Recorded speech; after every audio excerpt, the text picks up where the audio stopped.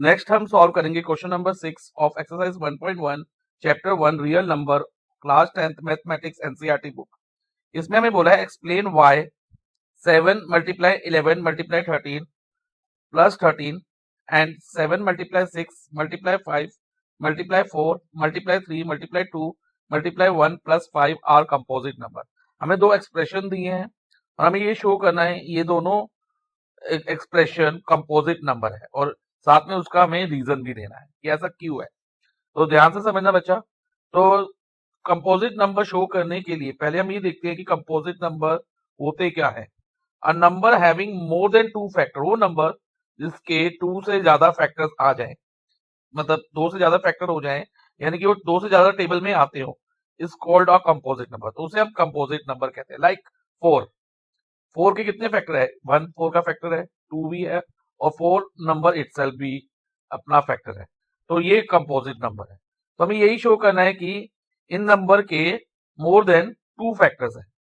तो more than 2 factor हो गए तो ये कंपोजिट नंबर माने जाएंगे। तो उसके लिए हम इनको सॉल्व करेंगे। देखो बच्चा ध्यान से देखना, फर्स्ट एक्सप्रेशन को जो मैंने टर्म अंडरलाइन करी इसको देखो और फिर इस टर्म को देखो। दोनों में 13 कॉमन है। यस सर 13 कॉमन है। तो take 13 common, then put the sign of multiply, multiply का साइन डालो। ब्रैकेट में क्या रहेगा?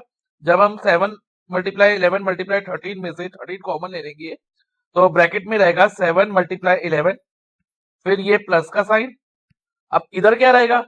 इधर बच्चा ध्यान दो, जब 13 के साथ कोई नंबर मल्टीप्लाई नहीं हो रहा तो हम इसके साथ मल्टीप्लाई में 1 मान सकते हैं कि नहीं मान सकते? यस सर मान सकते हैं। क्यों मान सकते हैं? बिकॉज अगर 1 को किसी भी नंबर से मल्टीप्लाई करें तो हमें सेम नंबर मिलता है। तो 13 मल्टीप्लाई 1 13 होगा। तो अब हमने 13 अगर कॉमन ले लिया तो ब्रैकेट में यहाँ क्या बचेगा? +1। ओके, अब देखो बच्चा 13 मल्टीप्लाई बाय, अब 7 टाइम्स 11, 7 मल्टीप्लाई 11 इज 77 +1 हो गया। तो 13 मल्टीप्लाई 77 +1 कितना होता है? 78। और बच्चा इधर हम मल्टीप्लाई बाय 1 अपने से लिख सकते हैं। यस सर लिख सकते हैं। अगेन मल्टीप्लाई बाय 1 करने से इसकी वैल्यू चेंज नहीं होगी। 13 इंटू 78 की जो वैल्यू आएगी वो सेम ही रहेगी अगर मल्टीप्लाई बाय 1 करें। तो अब देखो बच्चा इसके कितने फैक्टर्स हो गए?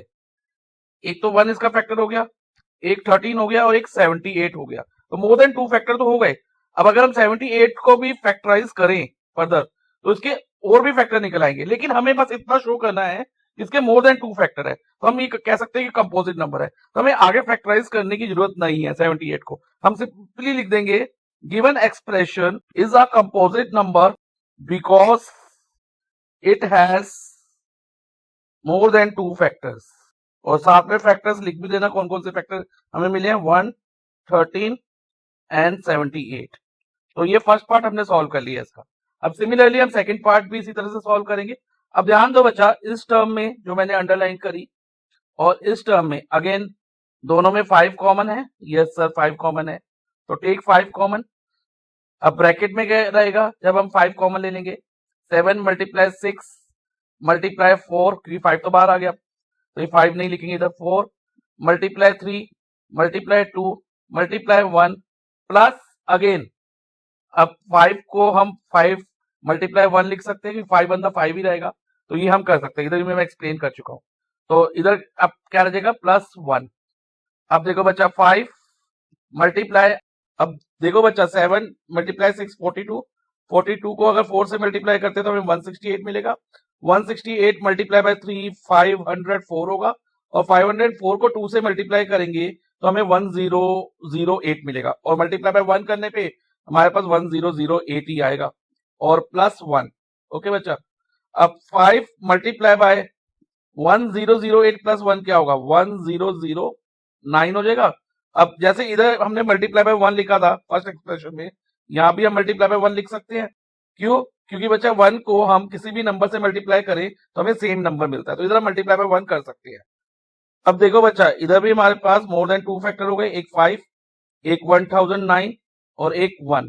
तो हम सेम स्टेटमेंट लिखेंगे इधर, given expression is a composite number because it has more than 2 factor, that is 1 5 and 1009। तो इस तरह से बच्चा क्वेश्चन नंबर 6 हमारा कंप्लीट हो गया है।